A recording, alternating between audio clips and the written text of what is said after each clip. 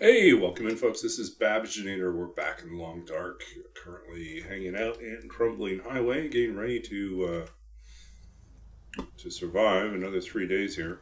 Um, so it's currently day 9. We leave on day 12. Our journey so far has been PV to Coastal Highway to Crumbling Highway, and we have found the hammer. So we're good to go. No bedroll yet. We're hoping to find a bedroll somewhere in Desolation Point. I'm not going to be able to carry this load for much longer. Let's see how bad it is out here.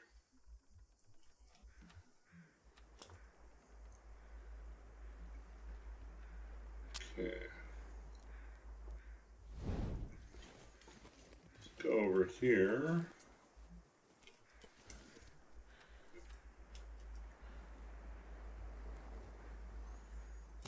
Build our fire here.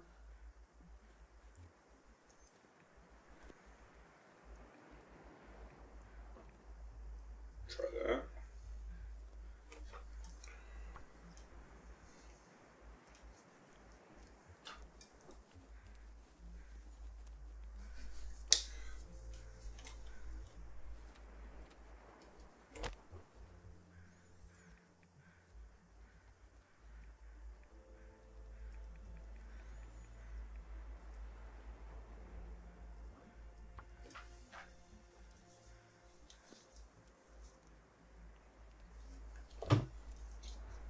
Let's cannot Come start on, a little fire. fire. Come on.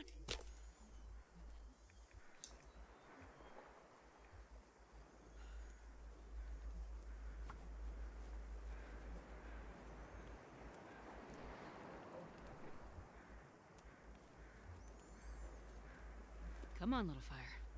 This pack is getting too heavy to carry.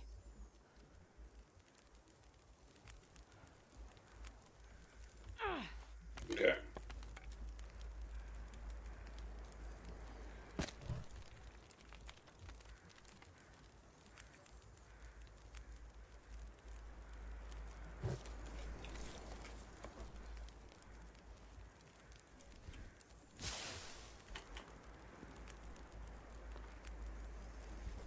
Two, three, four.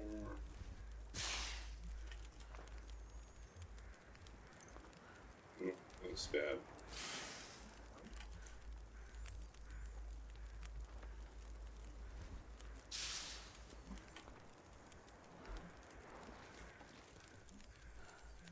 Doesn't need repair.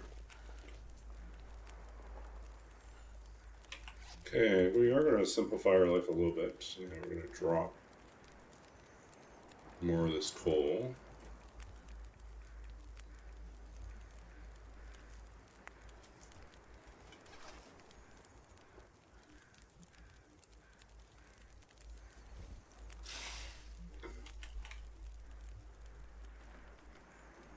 Okay, so we're over there. Want more sticks? We want to go and check a couple other spots. We still don't have a hacksaw, so harvesting carcasses will be very inefficient, and we probably shouldn't do it.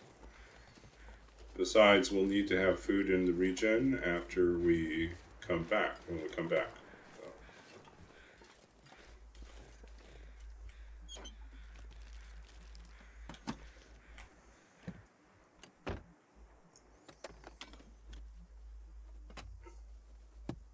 So yeah, if you're new here, I am Babbagenator. I am most people just call me Baba. I'm a longtime TLD player. I've been streaming now for a few years. I mostly play Interloper, although I did start in Stalker and spent about 700 hours in Stalker before making the jump over to Interloper. I now have almost 3,800 hours in total in the game. And that would mean I have around 3,000 hours just in Interloper.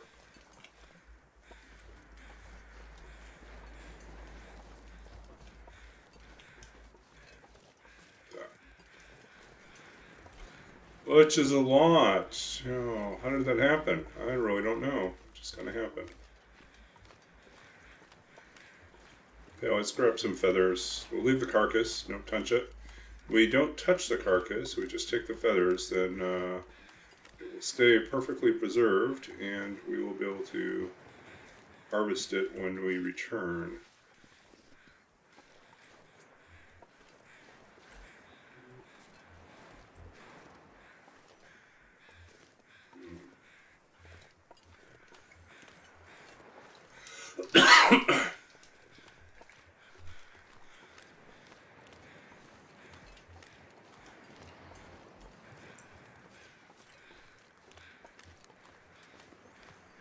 This is probably going to be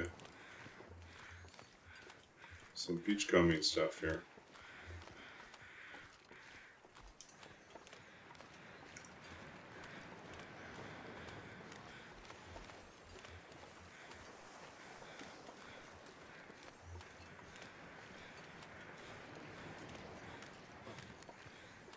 See if there's anything good. Saplings would be good, but cloth is okay.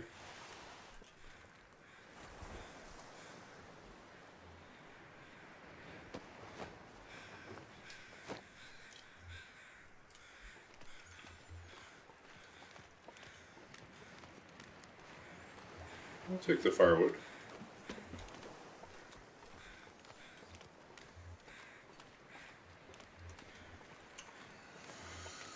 So, I have no idea how everyone's doing, but it's a long weekend, and it is boiling hot here in Toronto. We're going through a bit of a heat wave.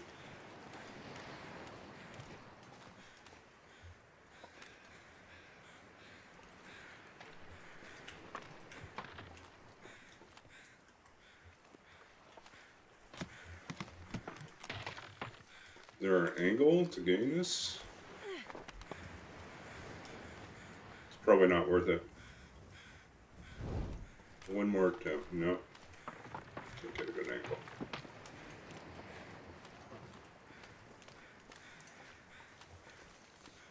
Let's pack our bags and go to the netherworld.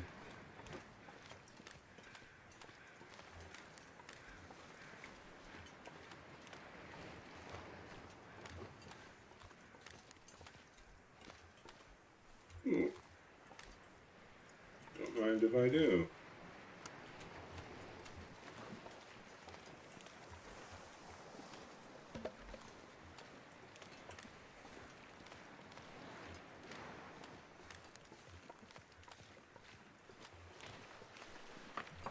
Too far.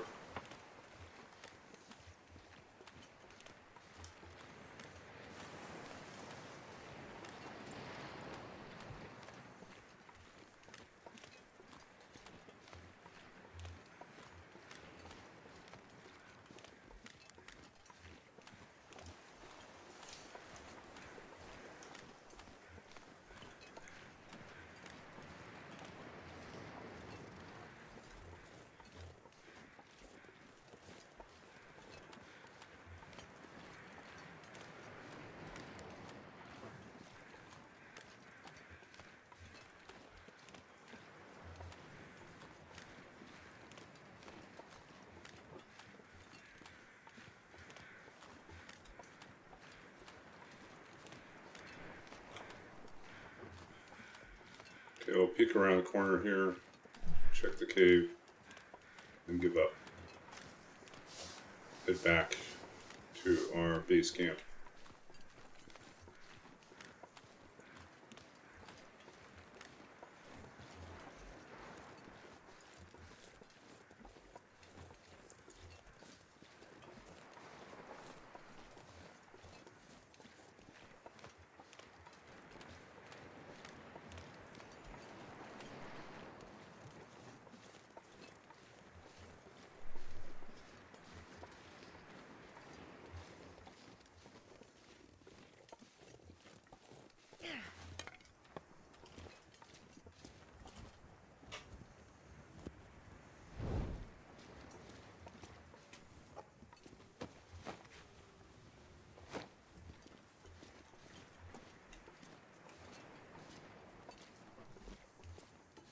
Okay.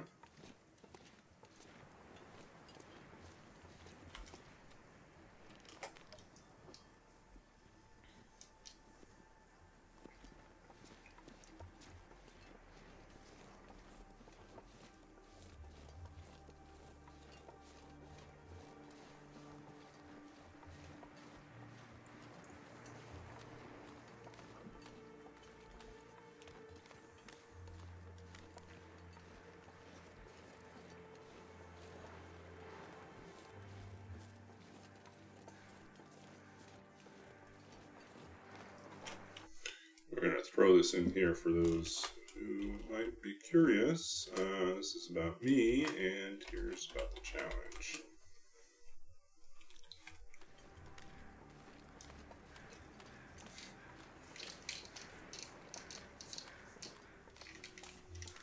So yeah, here in Canada, it's a long weekend, and it was for the university. It was extra long because they also gave us Friday off.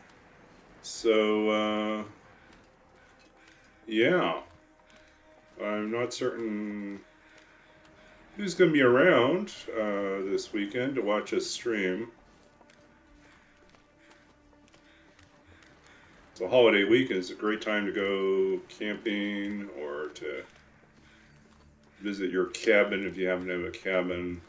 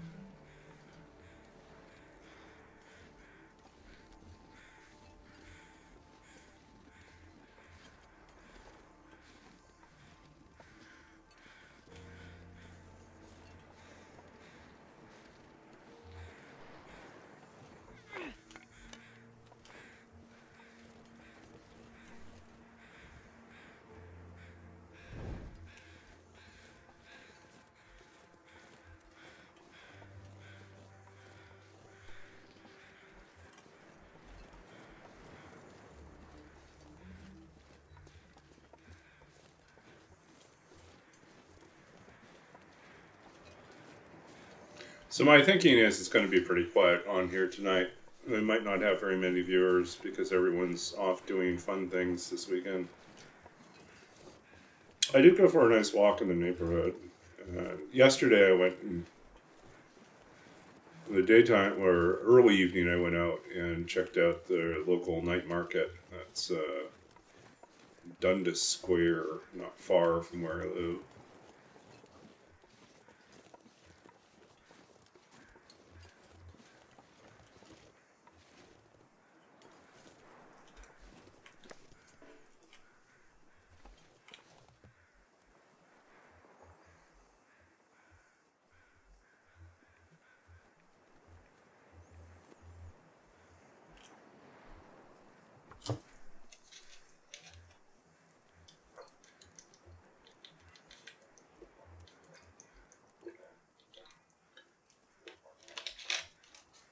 Come on, little fire.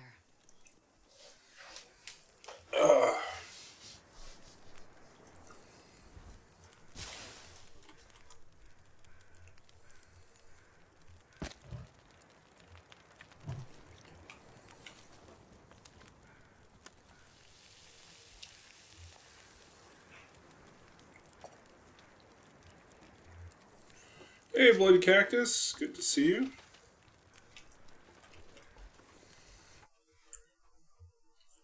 Hey, guess what happened after I ended my stream? And I think I went and raided you. And then, like, I was getting ready to sign. Well, I was lurking for a little bit. And then the fire alarm went off in my apartment building. So I had to just kind of put some shoes on and a shirt and went out there. And we waited for about like 30 minutes, 40 minutes for the fire. The fire engines were already there. Apparently, the alarm's been going off. Well, they're all relatively close by, I think. So, anyways, we had a pretty rapid response. But yeah, I had to go down, all the way down. Like, I'm on near the top floor of my building. So it was a long way down all those flight of stairs, and then out of the building. And yeah, and on the way down, we could smell like something burning. So yeah, it's. I thought it was a false alarm, but usually if it's like a drill or like a false alarm, the person at the front desk was usually will do a voice announcement and let us know. But in this case, there was no voice announcement, so we had no idea what was going on. Everyone in our building, so we all, like, most of us exited and stood out there, waited about half an hour. And it did smell like someone burnt their dinner. It's pretty smoky. I think someone left something on the stove and forgot about it. And yeah, so it was actually relatively quickly resolved. But it was terribly inconvenient because it was already like a little bit after 11 p.m. So, like, if you were home, you were like winding down, getting ready for bed, right? Or getting at least comfortable at the end of the night. And then you're like, I gotta put on like outdoor clothes and put shoes on again and go out there. So it was like, but at least it was resolved quickly and there was no damage, at least not to our floor. I think it must have been localized to just a kitchen or something.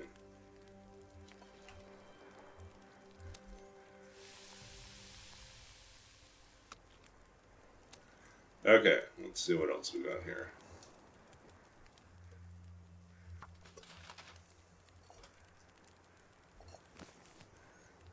Okay.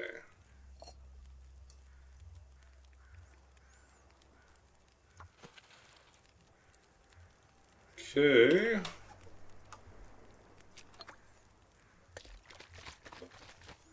Purify some water.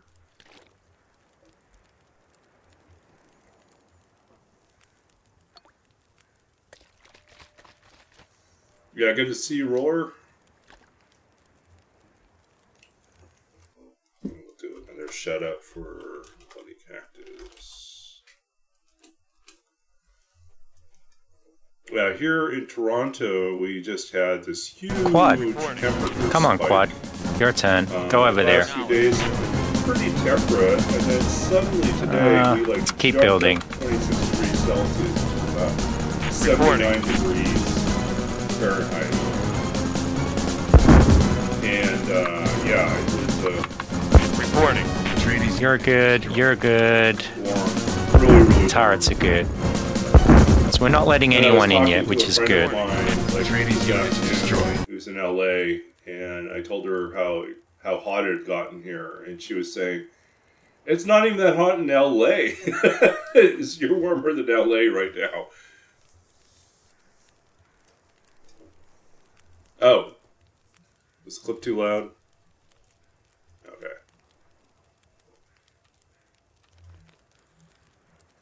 Anyways, I was just saying, today in Toronto, we've had like a bit of a temperature spike, and it's pretty bad. Went up to 26 degrees Celsius, which is about 79 degrees Fahrenheit for May, right? It's not even June or July yet. Whoa, that's a spike. Wow. Yeah, that is. And I was talking to my mother earlier back in Saskatchewan, and she says, "Yeah, they still had snow today." It's like it's mid-May, and they're still having snow in Saskatchewan. It's like that is the most Saskatchewan thing.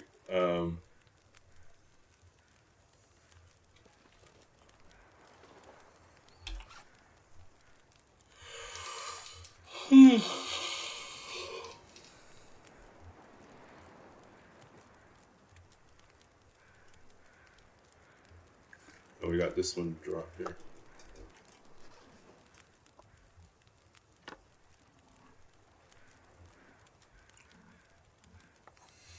Yeah, we also, our building is having some issues with the cooling, so Well, it's not like boiling. It's not cooling. The building's not cooling as quickly as it usually does. So, yeah, it's not exactly pleasant right now.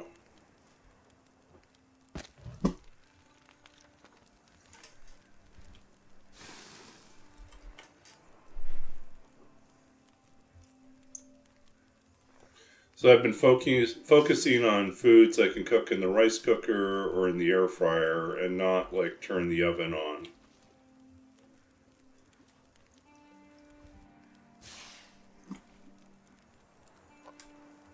It's dusk, so that can't be far behind.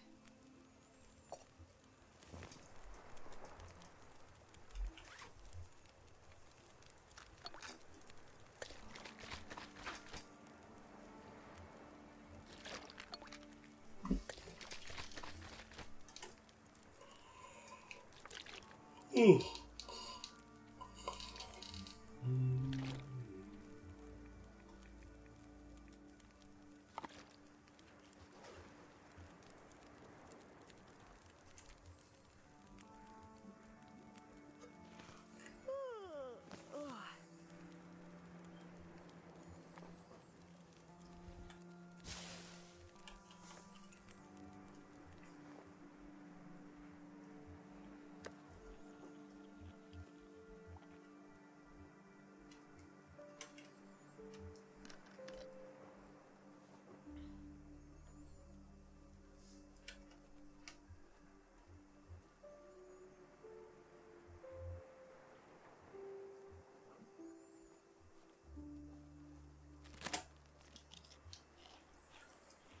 Okay.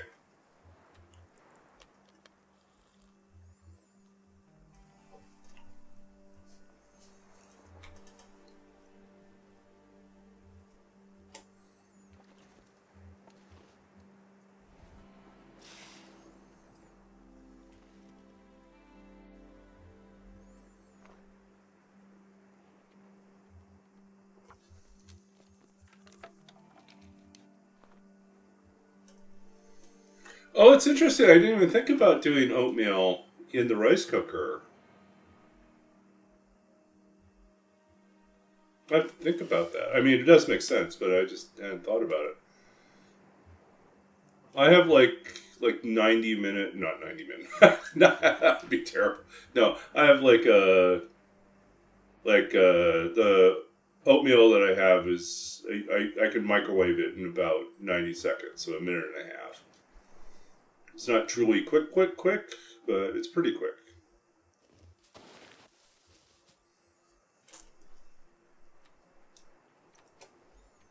Let's try to sleep for 3 hours.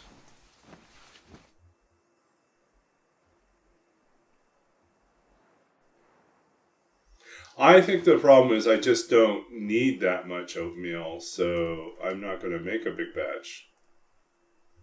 Yeah, if I did 90 minute, I'd be the one triggering the fire, right? Yeah. Fire alarms would be going off if I left it on the stove or in the microwave for 90 minutes. Yeah.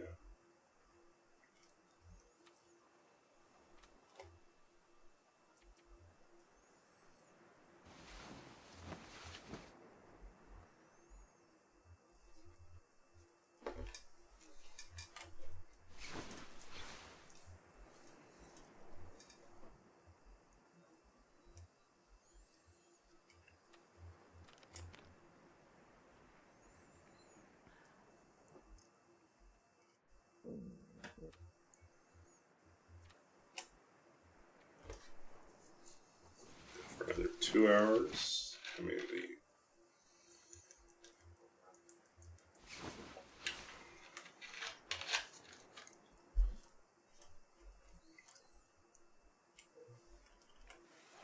Hey, what else do we have to do here? I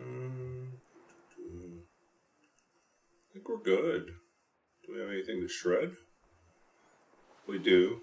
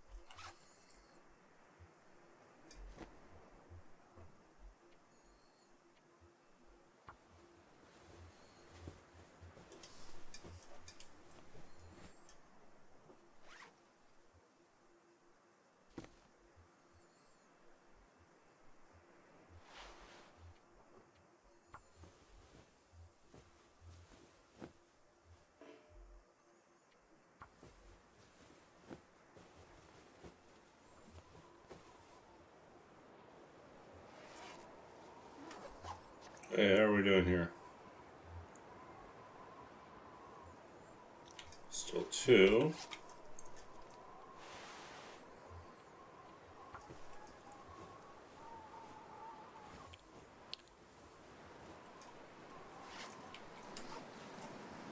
Down at 1.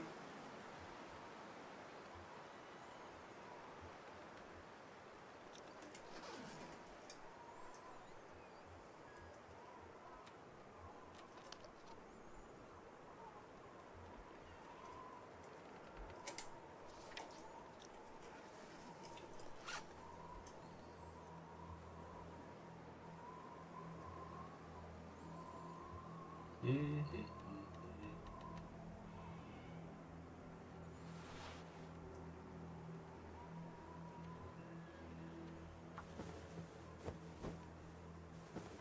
could eat anything right now.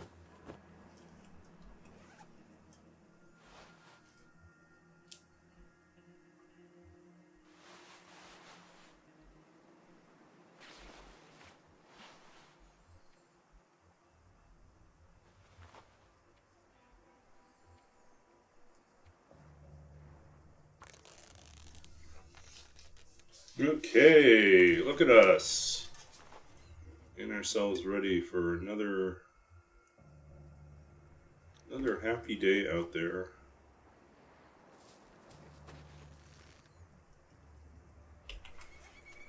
And how much cloth do we have? So 7 pieces of cloth. We could do a little bit more repairs.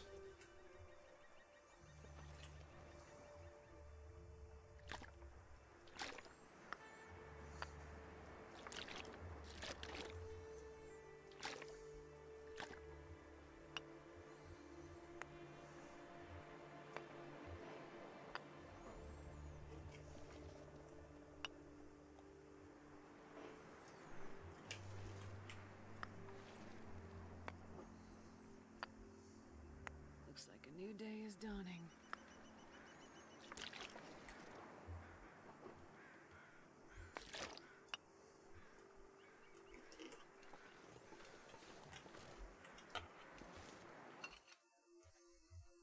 Not sure I can carry much more. Okay, let's see what else we can repair.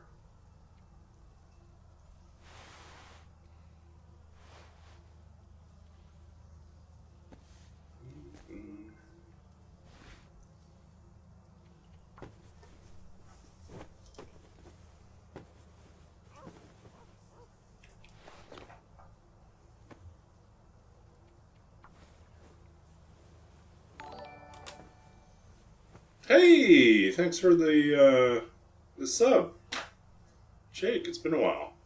Well, I mean, we were chatting on Facebook Messenger, but welcome in.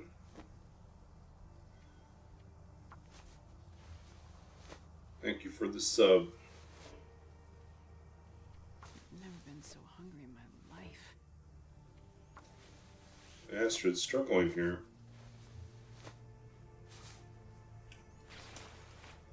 Okay.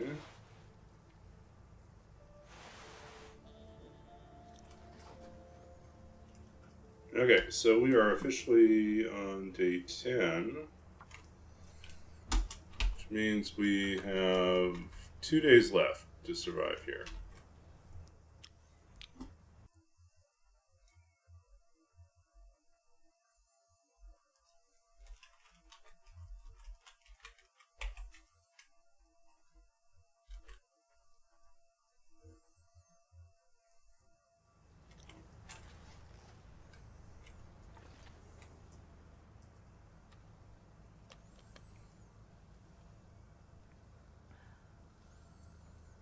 Hey, yeah.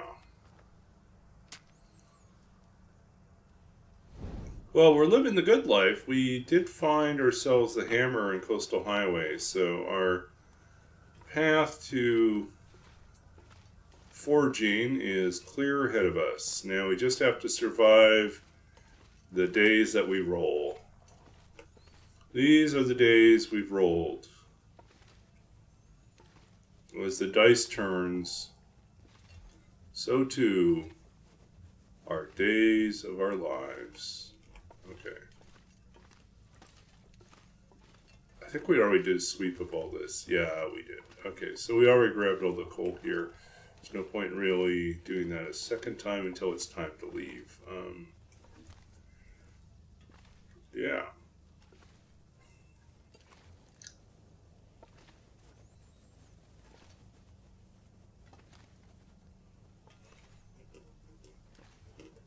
So, Jake, what are you playing these days? Are you playing any good games? And did you find a new D&D group? These are the important questions we need to know. This pack is getting kind of heavy. Genshin, okay.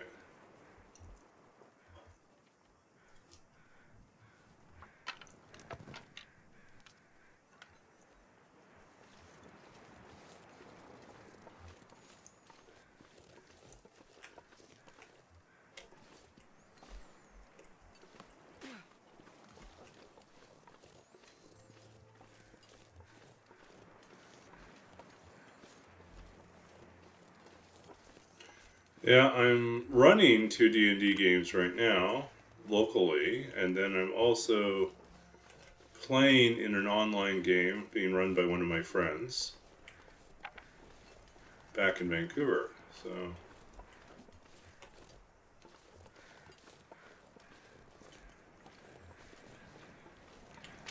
I'm definitely getting my D&D fix.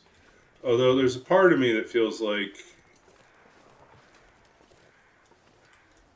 it's never enough.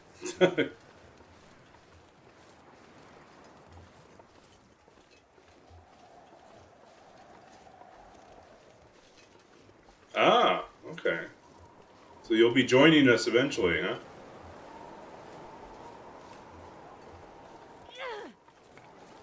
Throwing it inside so it avoids getting blown out.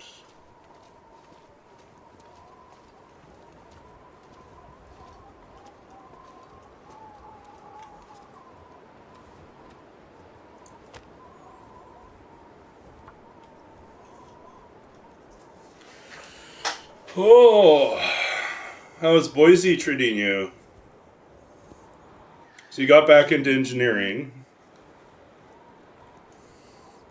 Turns out the poetry life, all the glamour of the poetry life can't pay the bills, right? I hear you.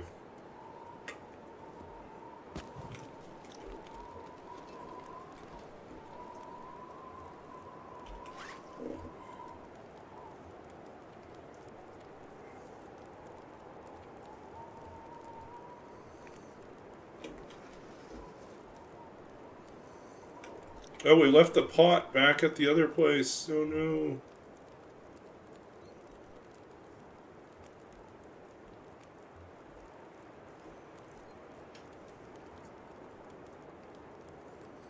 I was actually going to do something, but I can't do anything now. Just boil water and wait for the storm to die down.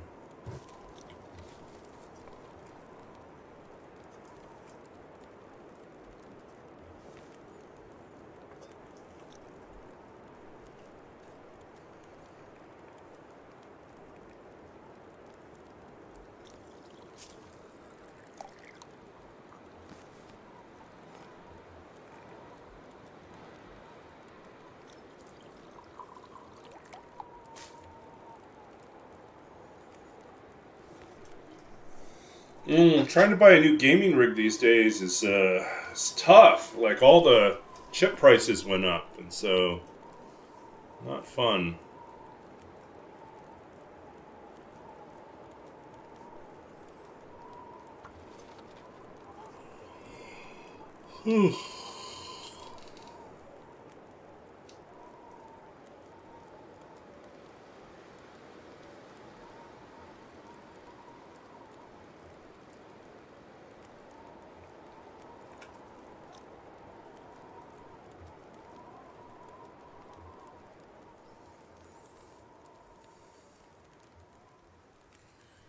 Yeah.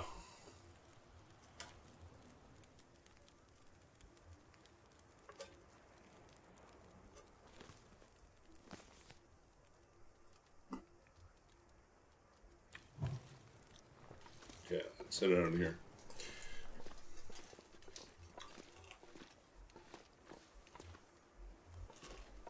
Well, I'm trying to think what else I can tell you that's kind of cool. Probably saw on Facebook, but a couple weeks ago I got an opportunity to speak at a symposium on Asian Canadian literature, speculative fiction, and artificial intelligence. Was part of a panel of writers, and it was a lot of fun. I got to be an academic again. It was really a blast.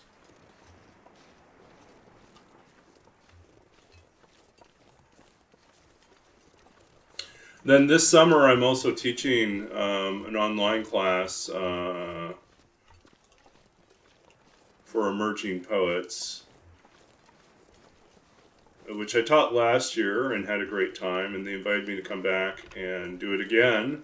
And then they also offered me the opportunity to be the keynote speaker for the event. So that is pretty fun. It's a 45-minute speaking engagement. So I'm going to have to do a lot of prep work for that. Yeah. Yeah, and I'm still working with my composer friend on wrapping up our opera project. So I think I've got a little bit more writing to do over the next couple of weeks to start figuring out some solutions for a few different gaps and holes in the opera. Just little tiny things where either we had tried something with a lot of repetition and it needs a little bit more variety, or we need to to do a little bit more exposition, to a little bit more storytelling. So I have to go back in and work on that. But it's still slated to have a LA debut at the end of 2027 and a New York City debut at the beginning of 2028. So. I wonder if I can drop any of this gear. But my own poetry writing's been pretty slow. I have been distracted by other things and not really focused on finishing my current manuscript.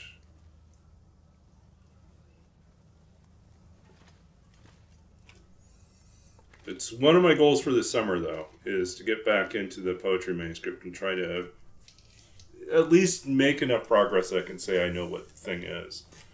At this point, I kind of know what it is, but I feel like there's so many things I haven't gotten to writing that... And so much has changed since I started that I feel like I'm going to have to really revisit, what I thought the manuscript was about. I was telling this to a poet friend of mine earlier today. I was like saying, I think the third manuscript is really... I was in somewhat denial about it, but I think it's about middle age. I think that's what it really is about.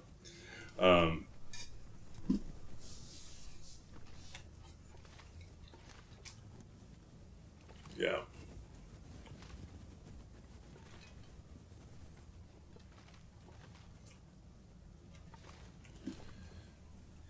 Oh, I think probably the reason why, I think ultimately the thing that haunts this third manuscript, whether I was consciously thinking about it or not, is the realization I've had that I am now already partway through the decade that my father never left. So like he didn't make it out of his 50s. He died at 59.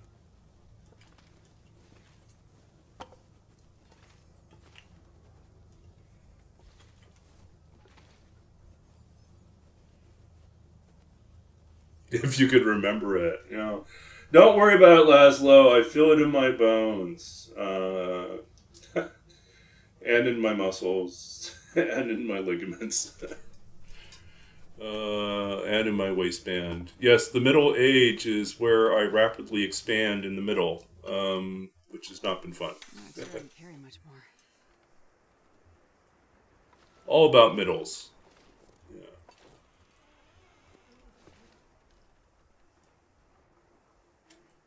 Okay, it's still early. It's too early to go to bed.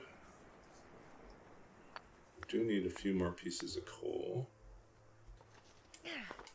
If we want to, we could go out looking for more. You have the middle ground? Yeah.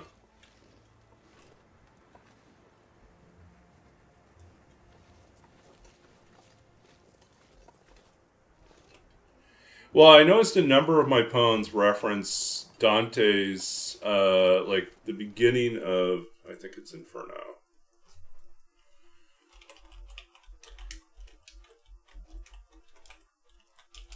Let's see.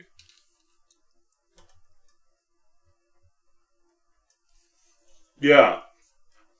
So, first canto of Dante's Inferno begins midway upon the journey of our life. I found myself within a dark forest, the straight path forward having been lost.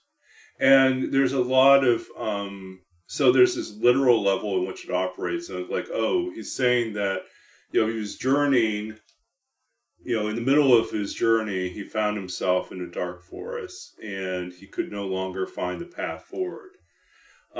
But there is also this metaphorical journey of life, which kind of suggests there's a midpoint to your life where you find yourself lost in the forest and you're not certain which way to go. Which I feel like, yeah, that's me. Ha ha, that's me. So yeah, I end up referencing that a few times in different poems that are in the third manuscript. Yeah. So I think it's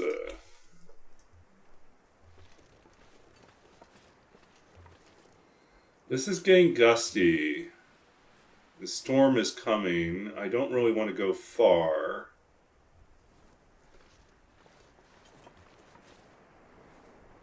It's just going to turn ugly. I don't know where the wolves are right now. They've been rather quiet lately.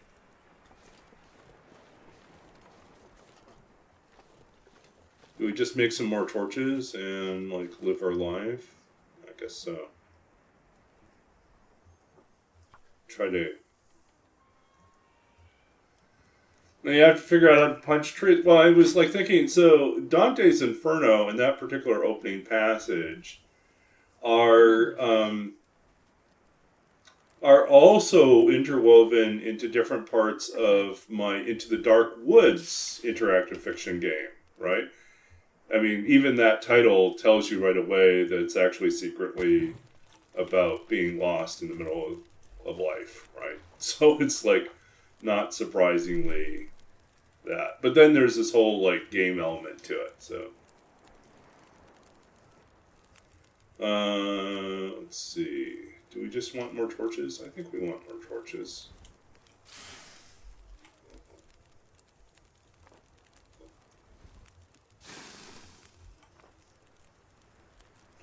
Ezra Pound was born in Idaho. Yep.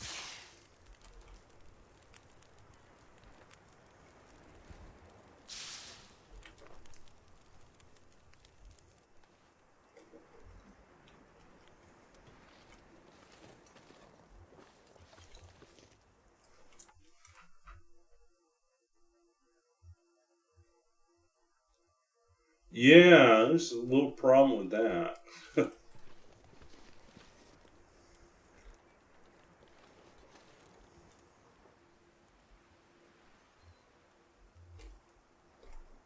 It's so early. It's too early to go somewhere else.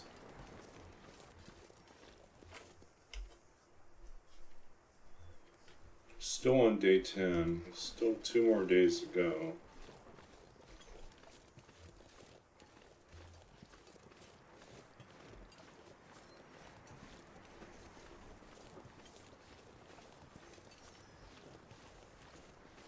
Well, I want to do the final episode. Episode 5 for the story mode for this game has released. And there's been a lot of mixed reactions about how they resolve this story. I'll just leave it at that.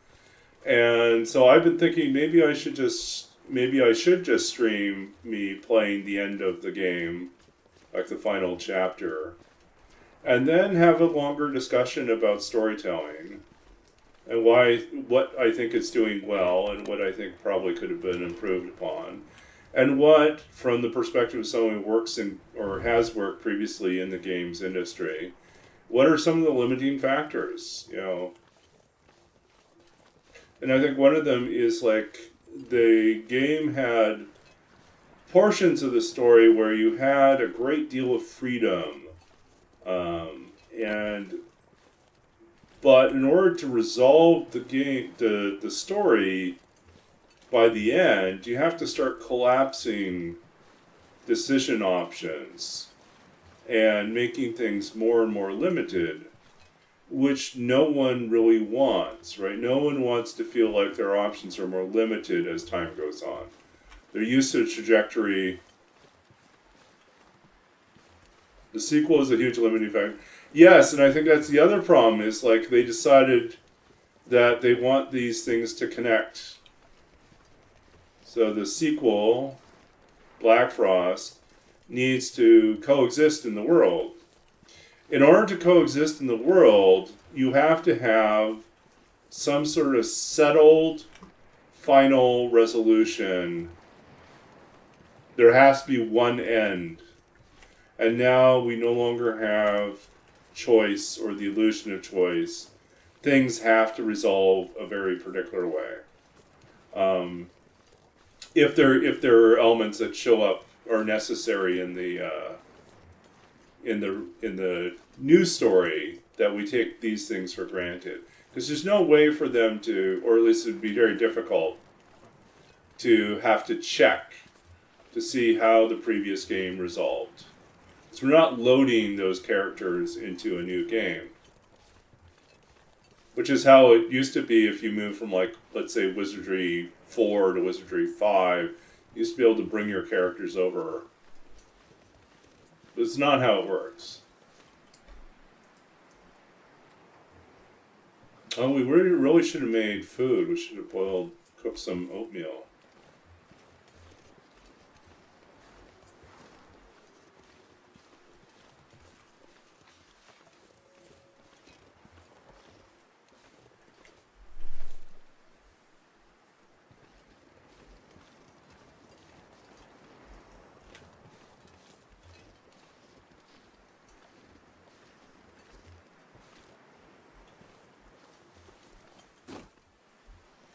So I would say, and I haven't played it yet, but I'm wondering if you're right, if the setup for the sequel becomes a problem in ensuring, in avoiding like a railroading of the ending of the first.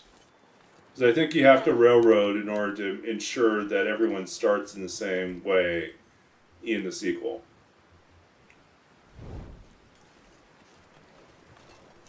Or, otherwise, our choices end up not mattering anyways because none of those things are referenced at the start of the next one. So, I think part of their solution to that was to fast forward a few years in Black Frost. At least that's what I've heard. So, like, I think that might be one way to kind of make the differences meaningful but distant, and the specifics less important. But yeah, I do want to play through. Maybe we'll take a break from this run, or maybe this run will end and we'll do that again.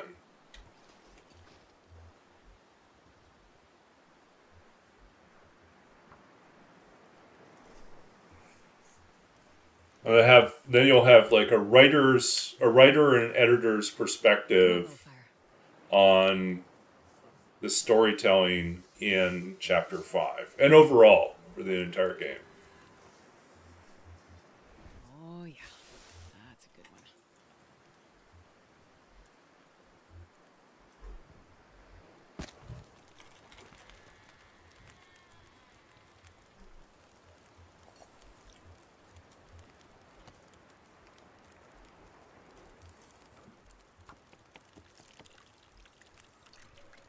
Yeah, I was thinking exactly that, Laszlo. I was thinking it is a lot like Patrick Rothfuss's problem of writing himself into a corner.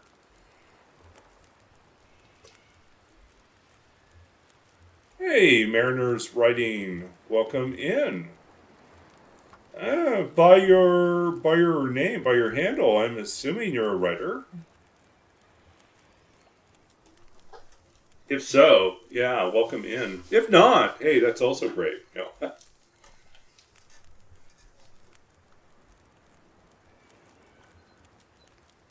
Are we all? We're doing great, living a good life here. We're in the middle of. You do not like Rothfuss stuff. I thought there was a lot of potential in the first book, and I thought that potential fell apart in the second book because he really needed a better editor. He needed someone that could be a little bit more ruthless with him and just tell him Rothfuss needed someone that was ruthless. But someone needed to go through and basically say, you're taking too much time in the middle, and this whole tangent in the Fae world is not helping you get to the milestones you need to hit if you're going to have the pacing you need to make the last book work in this series. And I think someone should have just told him that. It's like, look, I mean, it's all interesting, but it's kind of gone on too long. You really need to trim it back and say, like, what is its function? What is its purpose? Gotta be tough sometimes with stuff like that, and it can be hard. It can be hard for some people to do that.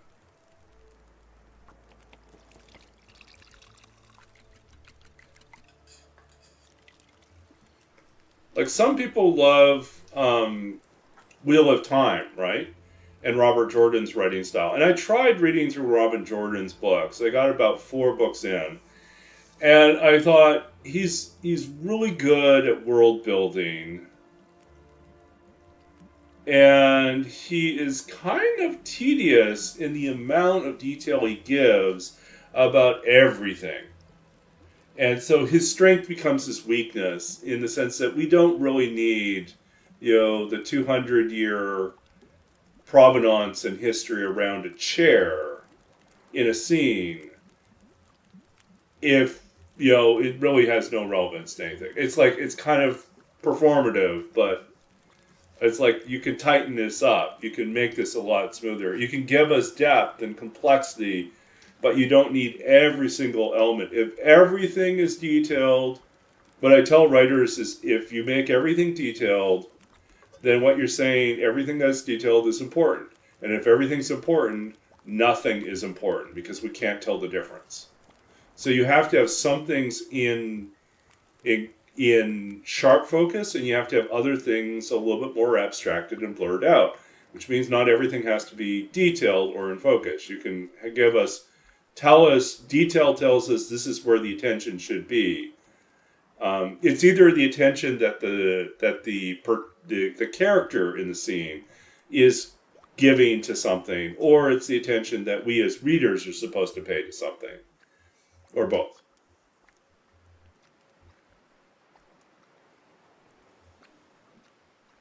Yeah, it just kind of became self-indulgent, and I really felt like the second book fell apart on that. So much potential, but yeah. And from all appearances, everything I've read seems to suggest he's a really nice guy, and a really talented DM.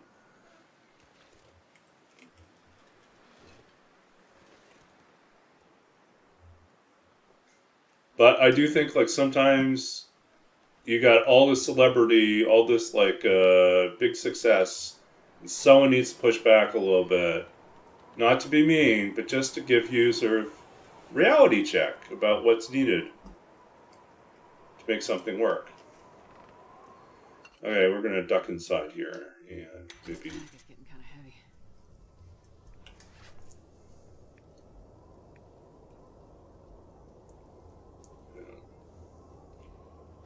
So, Mariners, where do you write? You write poetry, you write fiction, you write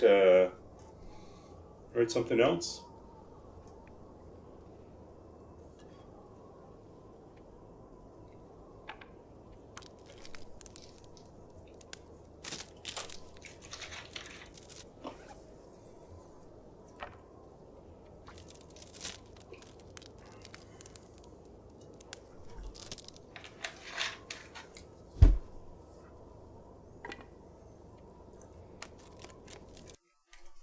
we'll give Shout Out Mariners. See if you have a stream somewhere or any clips. Anything? You are playing reading and writing. Okay, that's right up our alley, right? Hey, thanks for the follow.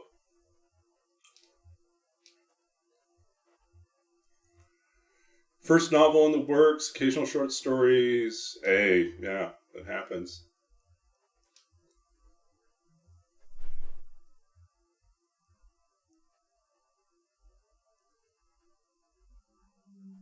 Yeah. I think limits of self. So I think sometimes it's like if you use a very controlled point of view, so like a first person or a very limited third person point of view where it is what I call over the shoulder cam third person, where you're so close to the protagonist or whoever the character is that you're following in that moment that you can peer into their interiority and understand what's happening, but you don't have access to anyone else's. So you're not omniscient. You're just like really close to the one character that you're following, and it's still told in third person. And so knowing what the limits of what can be perceived or understood, I think is, if I'm understanding what you're saying, Laszlo, I think that type of choice of point of view and perspective puts a constraint that prevents you from over describing, because it's not the knowledge that the character has. So you can't really go there. If you write from this omniscient narrator point of view who's knowledgeable about everything in the world, then you will have a tendency to want to over describe everything. And it's really hard to kind of rein that in because you're there. So me, I am primarily a poet, but I did a multi-genre MFA, which is to say I focus on poetry, but also took fiction, creative nonfiction, and literary translation. So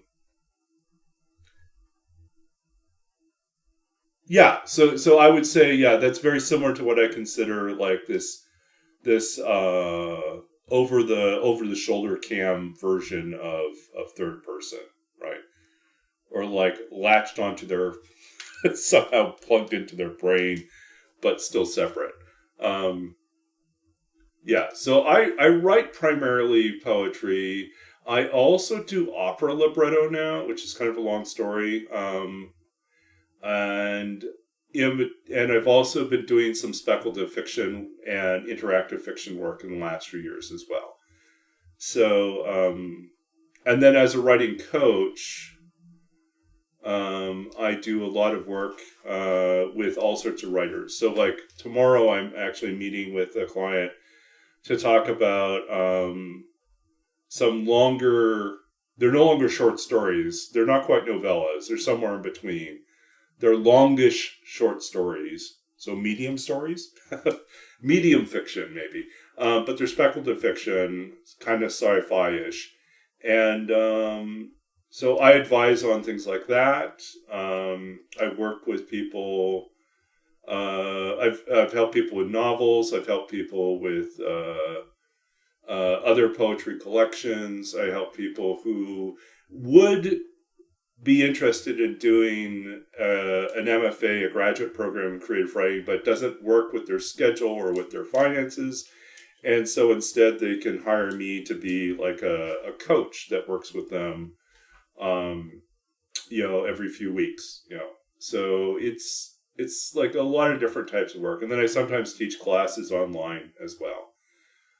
So this is something I really care about. Right now I work as a data librarian, but I actually also have a PhD in literature and creative writing. So the study of literature and also like a deeper like study of how to tell stories and how to write poetry, and what it's actually doing, and I did my dissertation on 19th century artificial intelligence, and basically thinking about how does the machine become a person in the Victorian imagination, and how do we go from so the fake chess player, the automaton, the mechanical Turk or the automaton chess player, which was kind of a fake robot that people thought was a person. And it really brought into this question of, can a machine think, even if they weren't entirely certain if it was real, to Charles Babbage and what would have been the first computer in his analytical engine, to eventually, and Frankenstein, and then also Sherlock Holmes as an example of a character who is clearly communicated as machine and thinking like a machine, and yet exploring why it is that we're able to accept Sherlock Holmes, who otherwise is coded as a villain. Because the same traits that Holmes has, that are attributed to Holmes, are the very traits that we normally associate in the 19th century and into the 20th century as villain traits.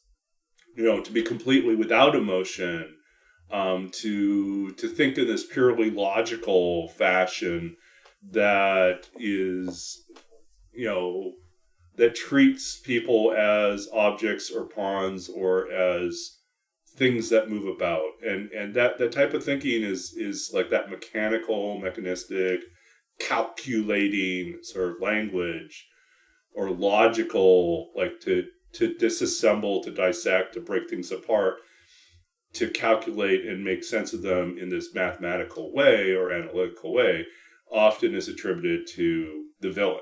So, anyways, so what makes Sherlock Holmes work, and why is he part of that entire evolution of the idea of artificial intelligence or machine subjectivity? Like, how does a machine become a person? So yeah, so I think about all these different types of things. Dissertation tangent time. Yes, it is dissertation tangent time. Even though no one requested it, we ended up going on dissertation tangent time. Yeah. It is yeah. Oh, don't get me started. Well, you already did get me started. So I've had the opportunity and the pleasure to serve on a number of book juries and book prize juries, and sometimes served as the actual judge for different contests. So I've read a lot of people's work, and I'm always thinking about. I also ran a literary journal for 15 years, so I've read a lot of people's poetry. And it really helps you gain a better sense of what's out there, and really to interrogate, why do you feel like something works or something doesn't work.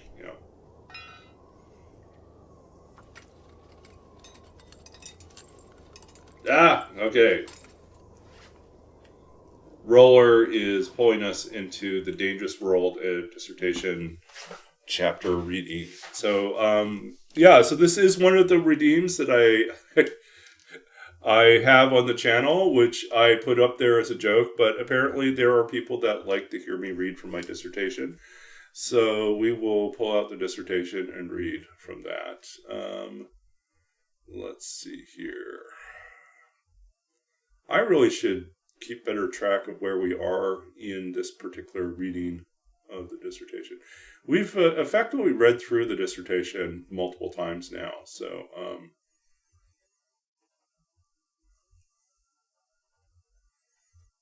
okay. Let's see here.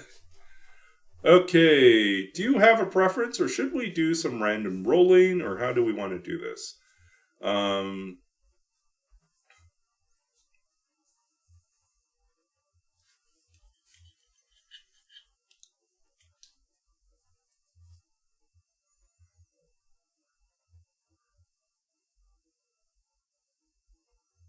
No, it's fine. It's fine. Let's see. maybe we'll jump. I feel like we've done a number of readings from Frankenstein, the chapter on Frankenstein, and we've done a number of readings from chapter 1. So maybe we'll jump ahead to chapter 3 and read something. This is a kind of interesting chapter where we make the leap.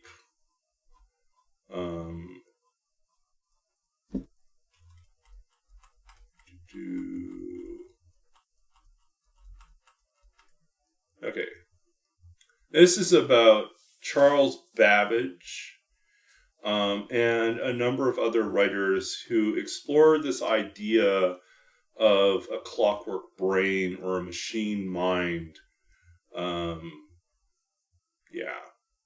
Okay. So chapter 3. The case of the man... Oh, wait a sec. We should go to the big picture. Let's do the reading. Oops. It's the wrong one. There we are. Okay. Chapter 3. The case of the man with a clockwork brain, machine-mind substitution in Babbage, Mitchell, and Doyle. This chapter tackles the thorny problem made manifest by the popularity of Sherlock Holmes at the end of the 19th century. Namely, how does a character like Holmes, whose mind and manner so clearly communicate automaton and machine to those who encounter him, become an acceptable and even admirable figure when his predecessors and contemporaries failed to elicit this type of sustained interest and emotional attachment, or if they do, only in the terms of horror, pity, and disgust. Indeed, despite his own creator's description of the dispassionate detective as being as, quote, inhuman as a Babbage's calculating machine, and just about as likely to fall in love, end quote, from a letter that Doyle writes in response to a journalist. Somehow, both the reading public and the characters who inhabit Holmes's world accept and accommodate his identity as a machine-like intelligence. It would be tempting to read this tolerance of Holmes as a machine-like thinker as reflective of a general shift towards acceptance with regards to more rational and mechanical models of thinking and those that embodied them. Were it not for the abundance of counterexamples, contemporary and preceding the invention of Sherlock Holmes, where the machine-like thinker is portrayed as morally suspect, an object of pity, or an outright abomination. What is clear, though, is that the figure of a machine-like thinker in the form of a human possessed, or seemingly possessed, with a machine mind did not exist until mathematician Charles Babbage began work on his calculating engines. Doyle's comment linking Holmes to Babbage is therefore a most astute one. For without Babbage's efforts to substitute machine labor for human labor in the performance of large-scale, tedious mathematical and analytical intellectual tasks, the public would not have had a model in mind for how a mechanized brain might appear or perform, and what it would prioritize and what it might sacrifice. Earlier figures, like the Turk or Frankenstein's creature, sidestepped the question as to how their thought and consciousness came to be, supposing sentience to be some emergent property of the organization of matter, or the result of an external supernatural intervention. Instead of conflating intelligence with some mysterious side effect of vital energy, or locating in a divinely fashioned and parted immaterial soul, Babbage's machines introduced the notion that any mental process, should a general principle for that process be discovered, could be fully replicated in mechanism. The notion that the work of the brain could be mechanized, coupled with 19th century industrialism's obsession with efficiency and speed, spurred public anxiety over what aspects of the human mind might be jettisoned for the sake of creating a machine brain. Although Babbage and his engines set the stage for this discussion, it took other writers like E.P. Mitchell to imagine the evolutionary end of this progression, namely the existence of a human with an actual calculating machine for a brain.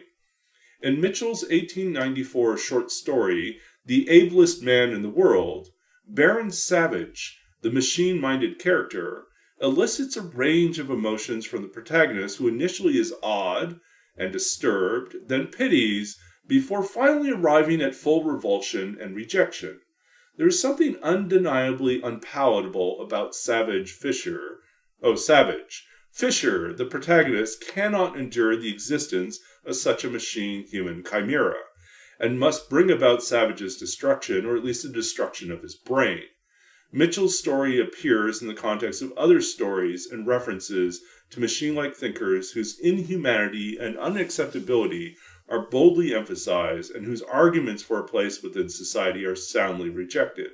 And yet it is out of this same hostile environment that Sherlock Holmes, another machine-like thinker, also emerged in 1887, and upon making his appearance, found widespread acceptance and popularity. In order to understand how we eventually arrive at Holmes as a new version of the thinking machine, one which spoke more clearly and compellingly to the public than its predecessors, we must begin with Charles Babbage and his singular effort to build a machine capable of performing intellectual work. Okay, so I don't know. Let's see. It's a couple pages in. It's probably good enough for now. Yeah, if you want to hear more, let me know. And I'm not reading all the footnotes on this too. There's a. Well, actually, I'll read this one because I think I got on this huge philosophical sideline tangent, and one of my committee members said, "You're not writing a philosophy PhD, you're writing a literary PhD." So I was like, okay. So I have a note here. An earlier draft of this chapter devoted considerable space to the discussion of thinking and where it was understood to be located and how it came to exist. To some extent, the previous two chapters already touch on some of these concerns, but are for a lengthier exploration of these ideas concerning the materiality of the mind and how mind displaced soul in the late 18th and 19th century. I recommend reading John Yolton's Thinking Matter, Materialism in 18th Century Britain. Holland and Wheeler's The Mechanical Mind in History delves into how the mechanical mind and artificial intelligence evolved from late 19th century representations into their 20th century computer science and science fiction incarnations. So there's some additional things. Snap didn't play. That probably means that we are perhaps logged out of sound alerts. Okay, let's relog it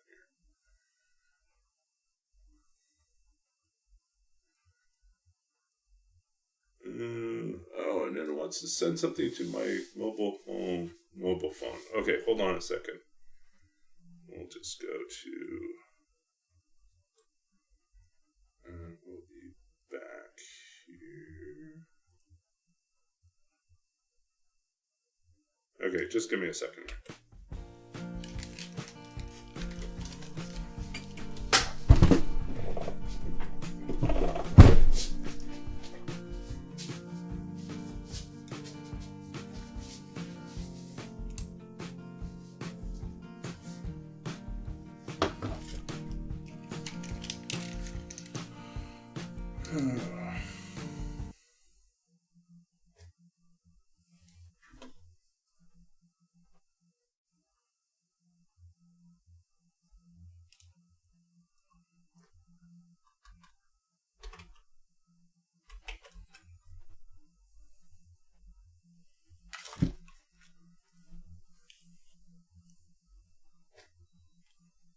Okay. Alright, that should hopefully...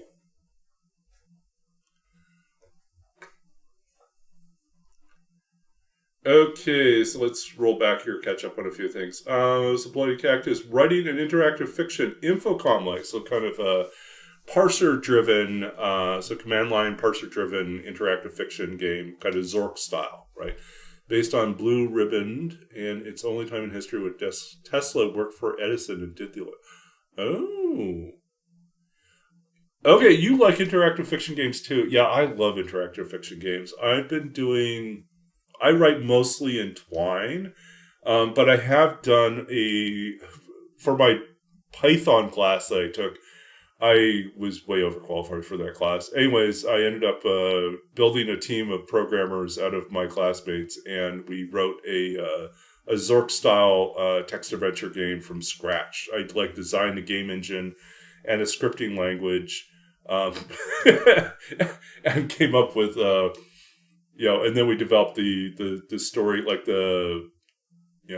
exploring the lost temple of Pythagoras, and it had all sorts of like Python and programming jokes built into the encounters, and there was like all sort of the archetypes there. There was like skeletons to fight, and so there were combat encounters. There was also like puzzles and riddles. There was also secrets to be discovered and Easter eggs, and interactions between objects used in different ways. So it was kind of fun to do that.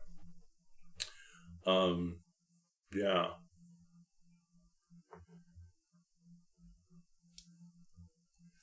Oh, and then you move to homes to Spock the data. Okay, yeah. Yeah, the Tin Man. Yeah. So, it's interesting. So, from the Oz world, Wizard of Oz world, you actually have two different characters that are really interesting. There is the Tin Man, and there's also another character in a different book called TikTok, who's a clockwork man. And Tin Man, for some reason, is sentient and already like able to like interact with others in a very personable way. But TikTok is definitely meant to be a machine, like purely a clockwork being that lacks any of that personality. So it's really interesting. It's out of like Bomb's world, you have two seemingly identical types of characters who end up being very, very different in their conception and representation.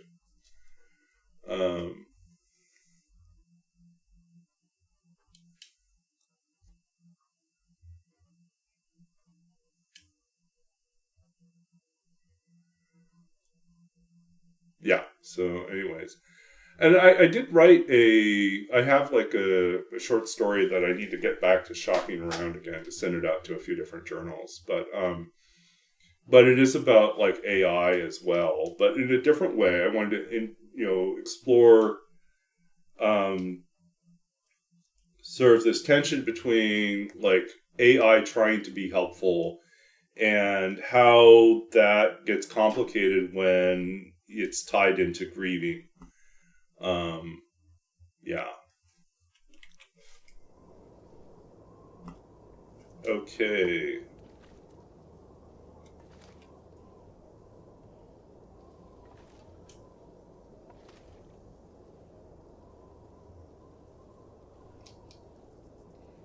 Oh yeah, I also have the yeah, that's right. I did another group project called A Little Assistance, and it's basically it's an interactive fiction game where you make choices. You are a freshman, a brand new undergraduate student, and the game is really about like the ethical and moral dilemmas that you get into as that you might encounter, in your first year, where AI is present, like in different ways. So it explores, the temptations, like what happens when you choose to do different things. It's not like a black and white game. It does kind of score you somewhat on your ethical choices, but it's more interested in like what kind of outcomes you get to. A lot of times the choices don't have an automatic failure or win, but it's like if you choose to cheat with AI, there is an accumulating chance that you will get caught. But there's a possibility that you don't get caught immediately, so you could keep trying to cheat on different assignments and exams.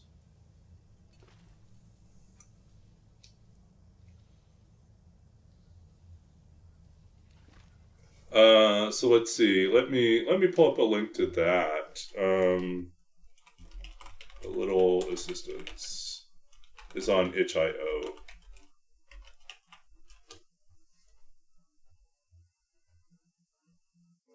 Yeah, because this was for a library. It was part of my library degree. So we decided we'd call our group Cardigan Mouse Games.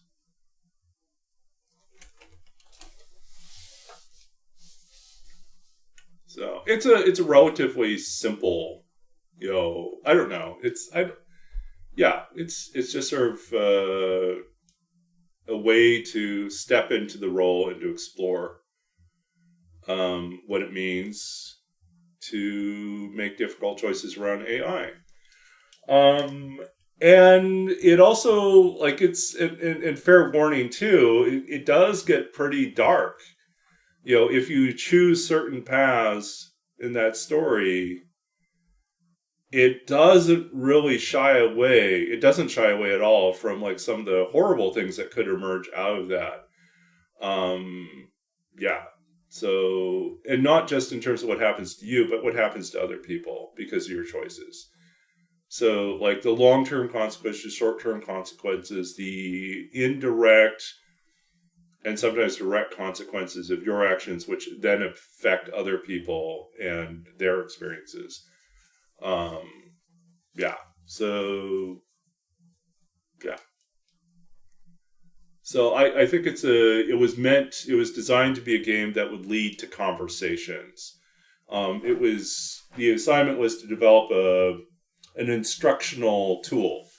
And we decided that rather than have, like, a slide deck or a video about, like, the dangers or cautions around using AI and different forms of AI that you might run into, we thought, what better way to do this than actually put people in the driver's seat where they get to make those decisions themselves and let them experience it within the safety of a game.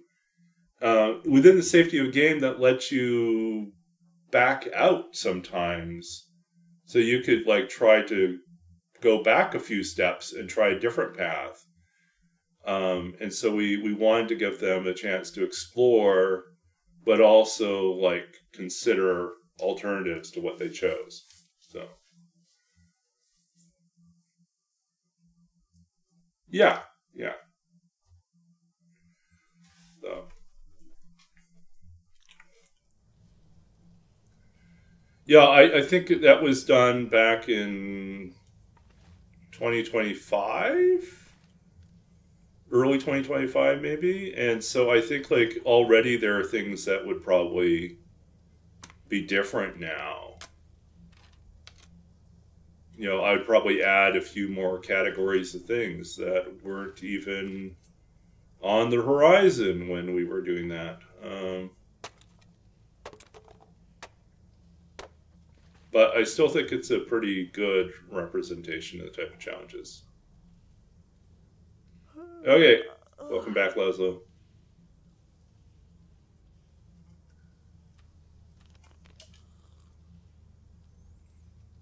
But I do want to finish my Into the Dark Woods game. And I have another game called The Last Librarian that I started working on a couple years ago. Took a big break from it. And then I recently went back and looked at it. And I thought, like, I kind of wanted to start this over from scratch because I have been thinking a lot more about how to make interactive fiction games and interactive fiction narratives work. And not, I feel like often I would get into this trap of writing something as more of a creative writing exercise where I keep branching and exploring alternate paths and alternate decisions, which is fun for me as a writer, but not necessarily helpful in terms of building a game experience that carries us from a beginning, middle to an end, and doesn't feel like it gets lost in itself. So,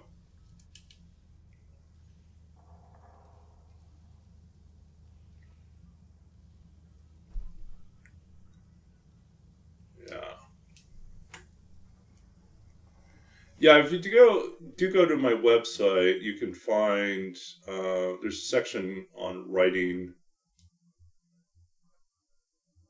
that has some links to sample poems out of all my books, as well as like newer work that I say newer work. It's basically stuff that came after my second book that I haven't, is probably going to be in the third book. There's a lot of other stuff that I haven't finished working on that I need to send out and get published. But yeah, priorities, focus, focus, focus, focus. Not squirrel with shiny things, which is generally what I've become.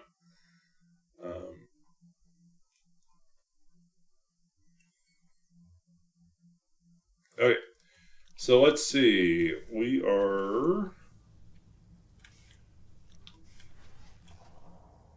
getting ready to go to bed soon here. If I can drop any of this gear.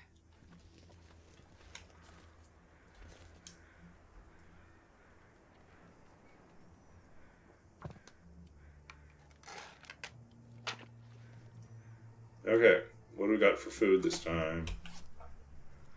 Focus on the heavy food.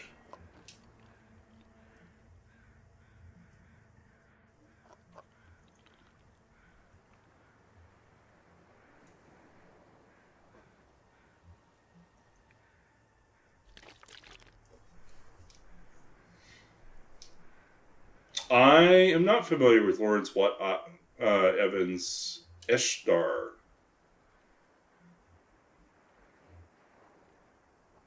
But maybe I should be.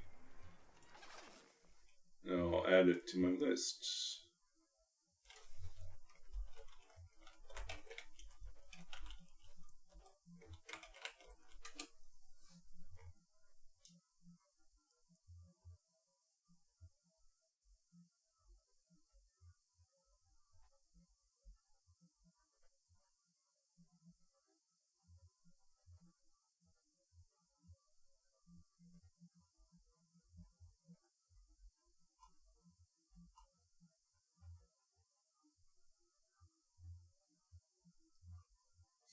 Okay.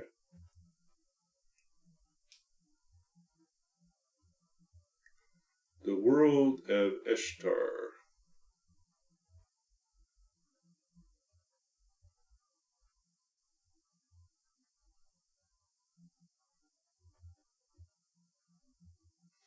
Wow, there's a whole wiki for the world, too. Okay, I'll see if I can track down.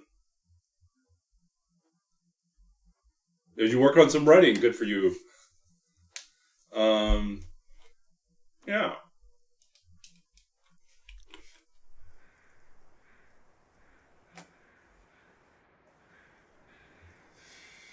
Come to Crumbling Highway. It's beautiful this time of year. Let's see here.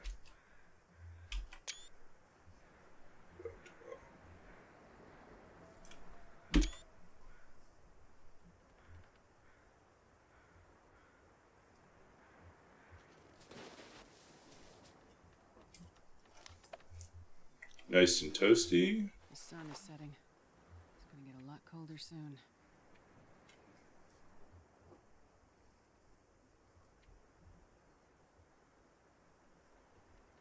Yeah, we got a lot of extra cans now. Okay.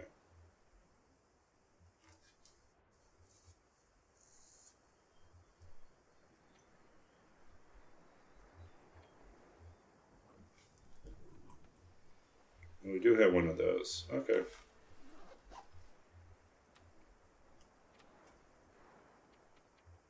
Let's go for 3 hours. Well, I hear the aurora.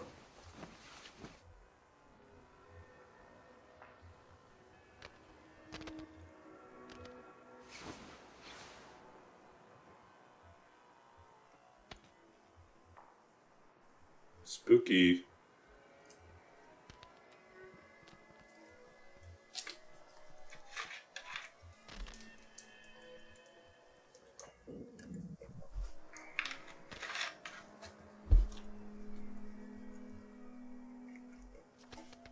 Still pretty warm. Try to go for another 3 hours.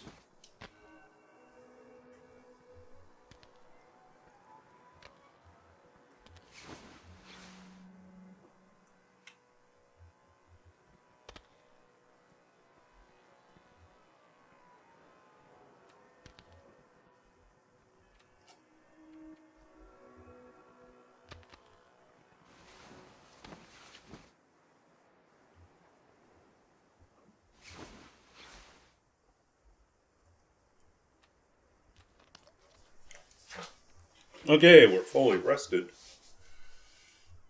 Can you eat trees? Because I'm gonna. Don't recommend it. Stuck in your teeth.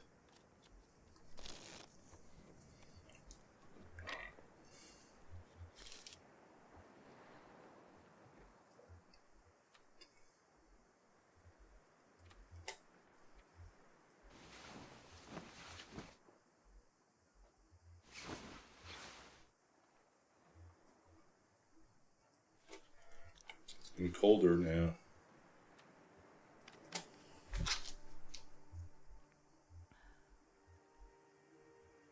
God, I could eat a horse.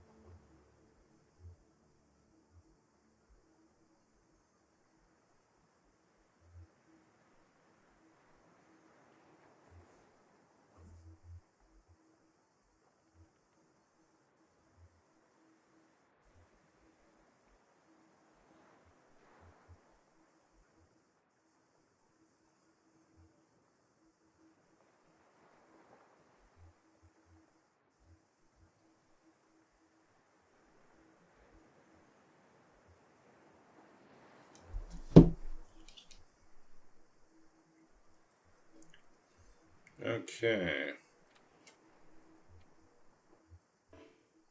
Oh, we're not tired enough.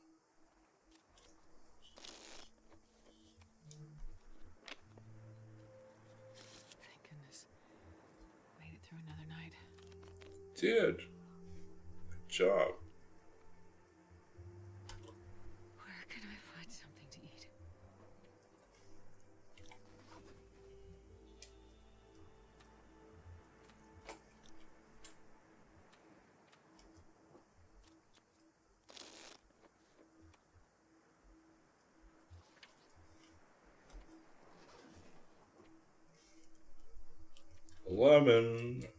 Eleven days.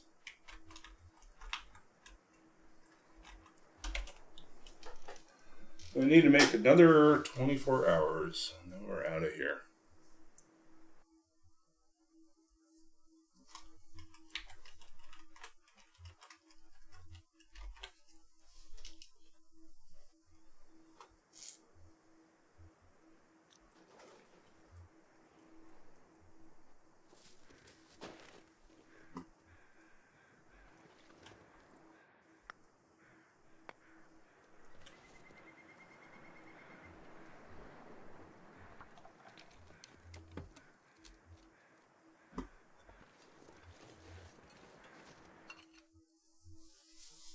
I'm not sure I can carry much more. Okay, we're going to take a short bio break, and I'll be back.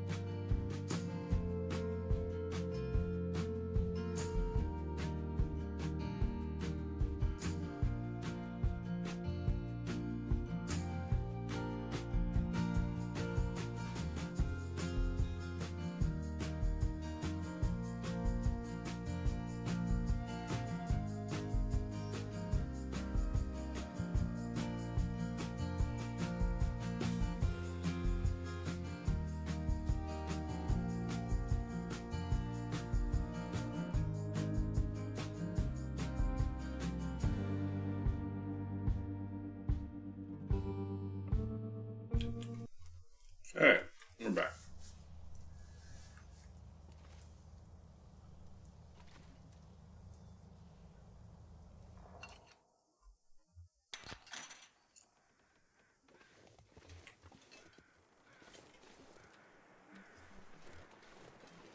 Okay, let's go gather some sticks.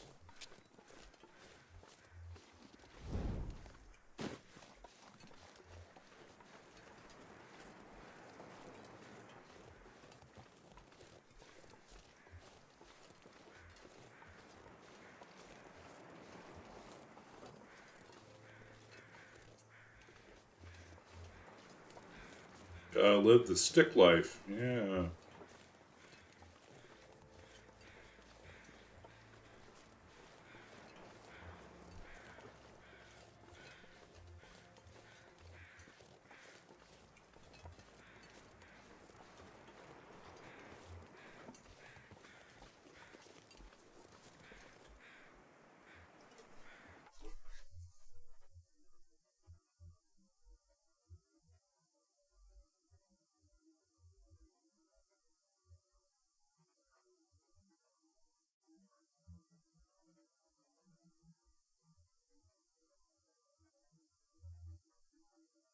Hmm.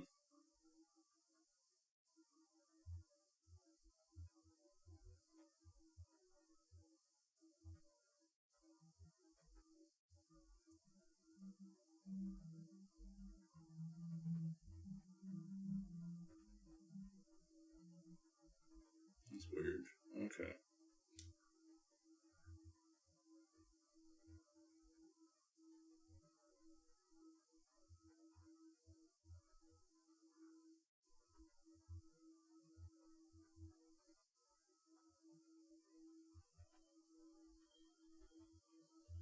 Hmm.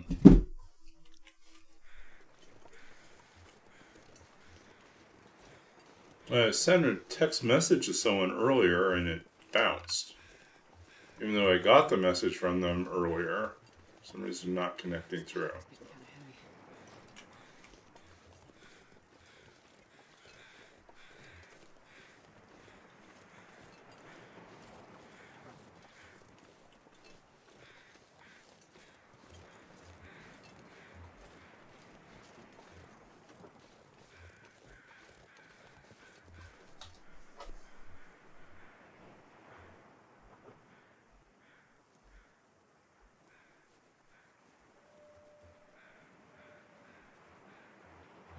Weird.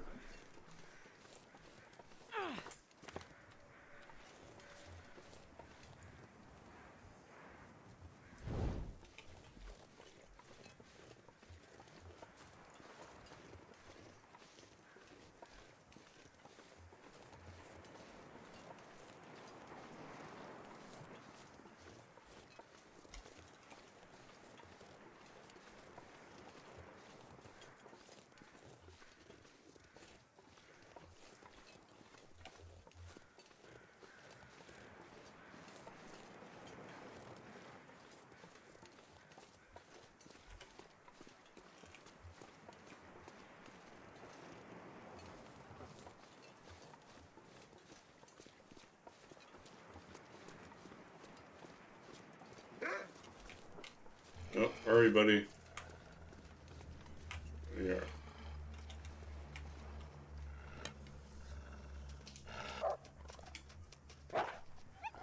Go away.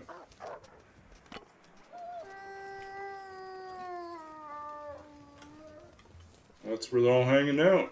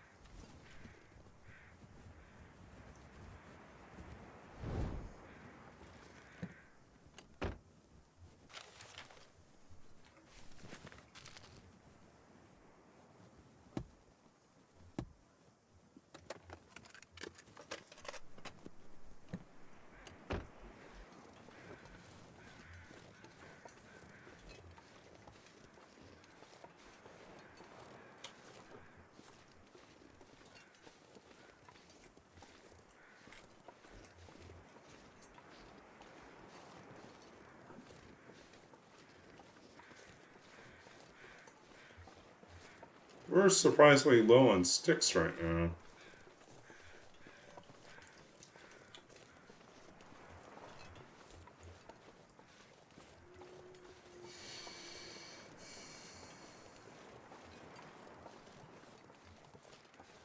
Just have to recycle our own torches.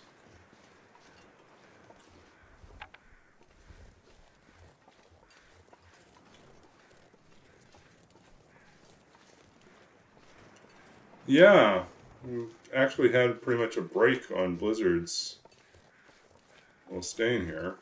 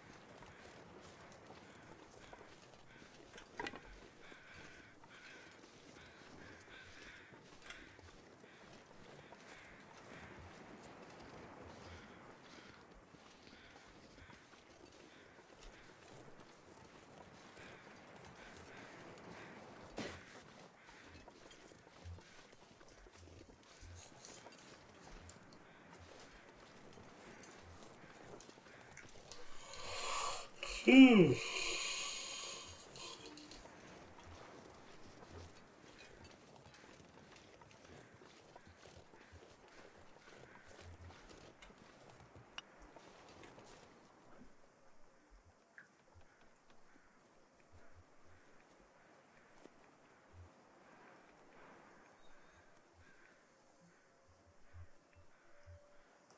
Let's get it. Well, no, we'll save it for emergencies.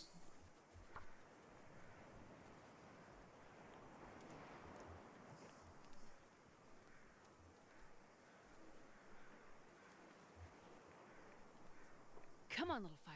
Come on. Yeah, come on, little fire.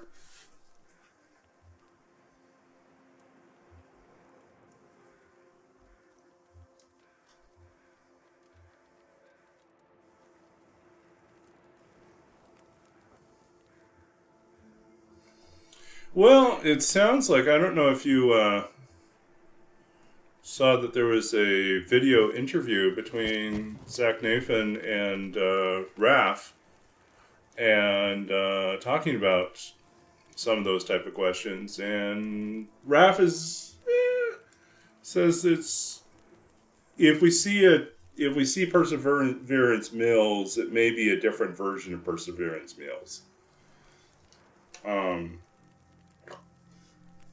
So I think that's totally fair, because my understanding is that the version that's in the story mode is pretty restrictive. There's a lot of buildings you can't get into,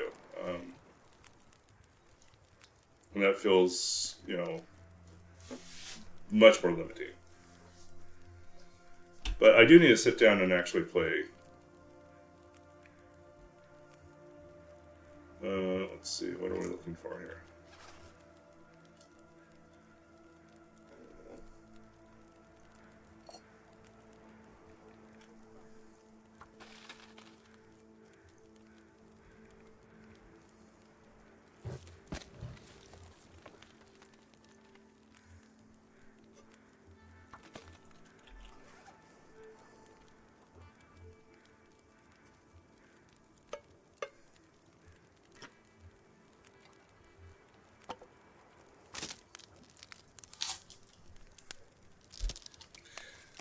Yeah, I started watching it, but I need to finish watching it to see what else they have to say.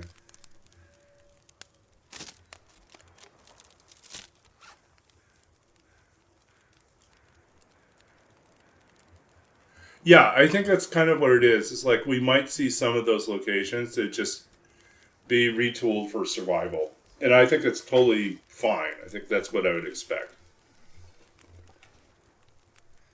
And maybe some things might be arranged a little bit differently in terms of location.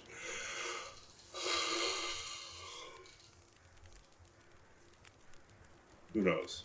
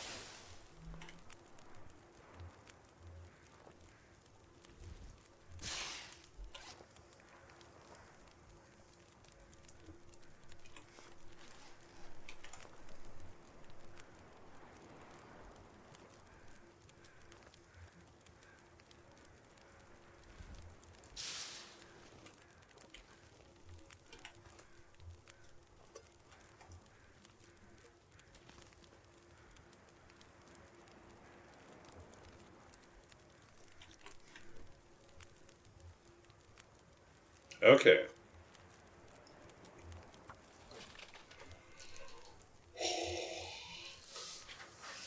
Ooh.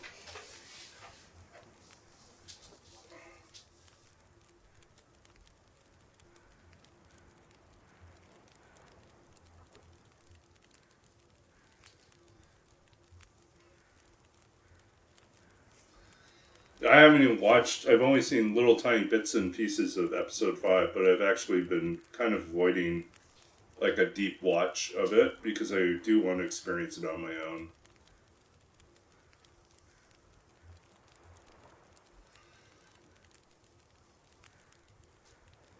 I've heard about like a lot of the different mechanics that are in there.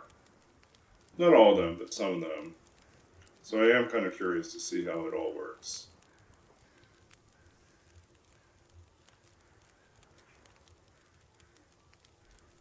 Yeah.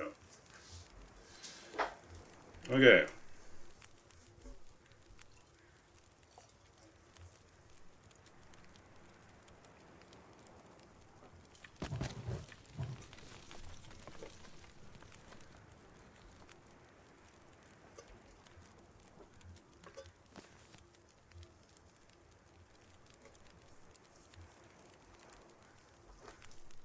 Very out of order. Yeah.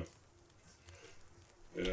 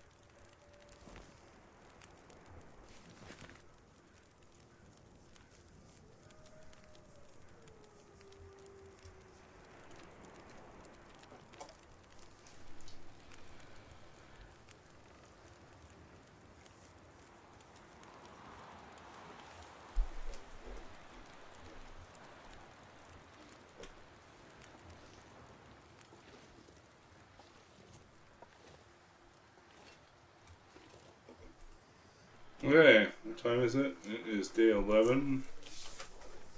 Midway through the day. I think we're probably going to end here tonight. I wonder if I can drop any of It's this. about a 2-hour mark for us, so it's a good time to end. I will see about being on. Yeah, I mean, some of the other episodes, I was either super annoyed with certain aspects of the like level design choices. I would say, like, I think hostage rescue and escort missions should be more limited. I was just burned out from doing them, and then like the harassment by the Timberwolves was just kind of super annoying. Yeah. So I don't know. I don't love Timberwolves in any version of the game. They're like a necessary evil in the sense that it does force me to change how I play, and it does require me to think more and have a threat that I have. I can neutralize a lot of the other threats, but the Timberwolves are ones that I often struggle with. Yeah, the railroadiness is probably the thing that's going to expect the most annoying part of it. Okay, so before we go, we'll read a poem or two, and then we will be on to wherever we go next. Let's see.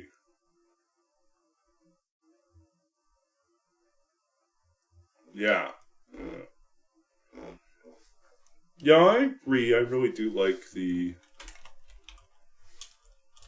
exploration side of things. It's one of the reasons why I like this particular challenge, because it forces me to get out and go all sorts of places I normally would delay going to. Okay, let's see what we got here tonight. Poem chooser says for the drowned. Maybe something else. Gift. That's nice and short. Yeah, maybe we'll do that. Okay, so this is a poem from my first book, The Lost Country of Sight. We're going to go with a short poem called An Hour Before Arriving, I See Home. And this is my first book, The Lost Country of Sight, published by Anhinga Press in 2008, winner of the 2007 Philip Levine Prize. This poem is An Hour Before Arriving, I See Home. An hour before arriving, I see home. The fields scraped clean with frost, and the city's haze barely visible ahead. To the side, wells quiet with the iron taste of water. The road, the earth's thin seam, a straight cut through this body of unseen grain. What is closest is still. What is merciless is newly grown on the dark panes of abandoned farmhouses. Everything winds upward, even the world pressed flat, like the last edge of the hour, and this hand turning round and round and round. Okay. And maybe we'll do one other one. Let's see what else we get here. Clearly it wants me to read For the Drowned, so we'll go back to that one. So yeah, the first one I read, An Hour Before Arriving, I See Home, is a reference to like living in Saskatchewan, and the land is so flat in the south of the province, southern half of the province, and the air is so perfectly clean, and there's so little light pollution once you're outside of the city, that it is truly possible to see your destination, 40 minutes to an hour before you get there, especially in the evening. You'll see like the lights of the city kind of spread out. It's not a big city wherever you're driving to. It's just that there's nothing else impeding your view. And so, but especially if you're driving into the capital, into Regina, you see it before you get there, almost 45 minutes before you get there sometimes, and it's pretty wild. So that was kind of about that, and we'll read this other one.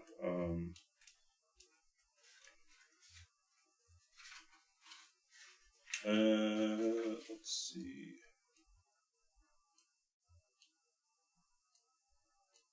I don't know, maybe we'll read something different here. We'll read maybe a different Saskatchewan poem.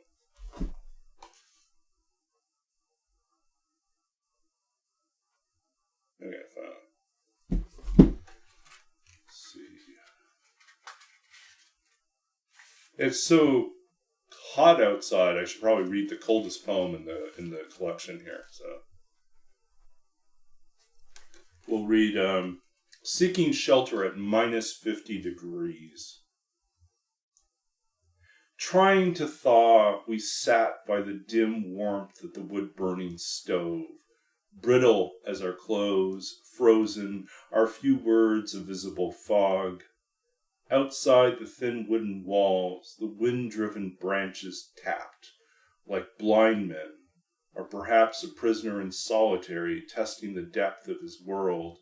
Down the north gravel road, an abandoned farmhouse full of imagined lights whispers the shuffling of raccoons, old papers. In the gullies, ghost cars, still shining like new, rested where they were thrown, miles away from anywhere.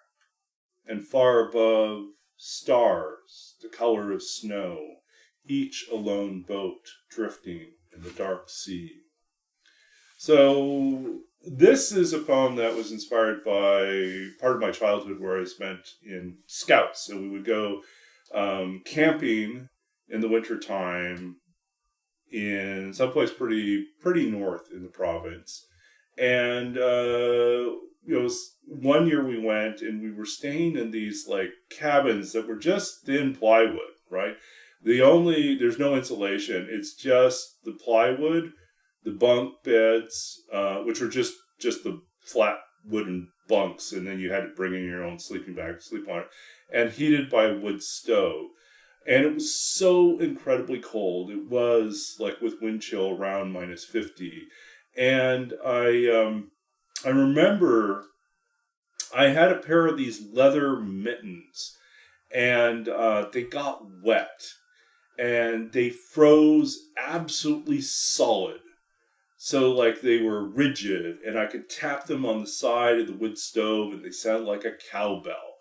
It was really, amusing and also awful at the same time. And I remember that particular scouting, trip. We went out there, and from our cabin, our sort of this camping cabin that we were in, we could go down the gravel road on this farmer's land, and there would be you could see off to the side in the darkness the architectural remains of what once was an old farmstead that completely dilapidated, collapsed in on itself. And some of the older boys said, let's go explore that. And it was very spooky. There was like the moon, but it would occasionally get covered up by the clouds. It was pretty dark out there. And we went down the road, and then some of them went inside to poke around and to see, and then they'd come back saying like how there was like all these strange noises in there. It was mostly raccoons, And so I just remember that kind of spookiness of that whole thing. And it was also true, and I don't think I didn't know it or understand what it was, but like at the edge of the farmer's land, not far from the gravel road we were on, there was like all these old like 1940s vehicles lined up. Some of them looked, at least in the darkness and under the moonlight, looked still like new, which was like really weird to me. So I now know that a lot of farmers just buy old vehicles and then stash them out there on their farm And so they have these like collections of things like that they get from other farmers. But at the time, it's like, well, how in the world did we get here? Did it just roll off of a train somewhere and get lost? You know, how did they end up here? So in my mind, there were just these ghost cars from a past that somehow ended up here. So that's kind of behind the poem for that one. So yeah, thanks, Jake, for hanging out with me. Thank you, all the rest of you, for hanging out and coming in on the raid. Do appreciate the new follows and yeah, for bearing with me while we read a little bit of the dissertation. Thanks, Mariners, for joining us as a new follow. And looking forward to hearing more about your writing journey and other things that you're doing. Great to catch up with you, Jake, and hope to hear more about your current manuscript in progress. And we'll see you all, Roller, EG, everyone else, in our next stream. Yeah. So then, let's go figure out someone to go raid. Let's see, who do we have right now?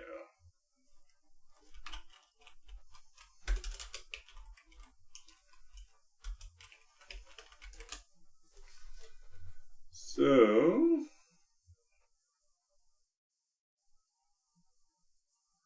who is up that we have not checked out?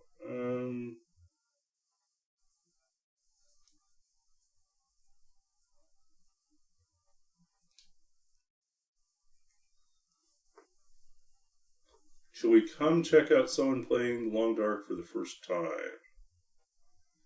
Those are always fun.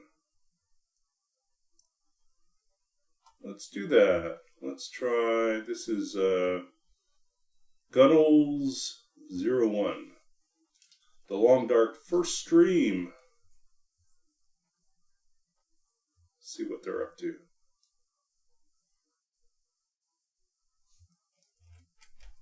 Let's come support a newer streamer.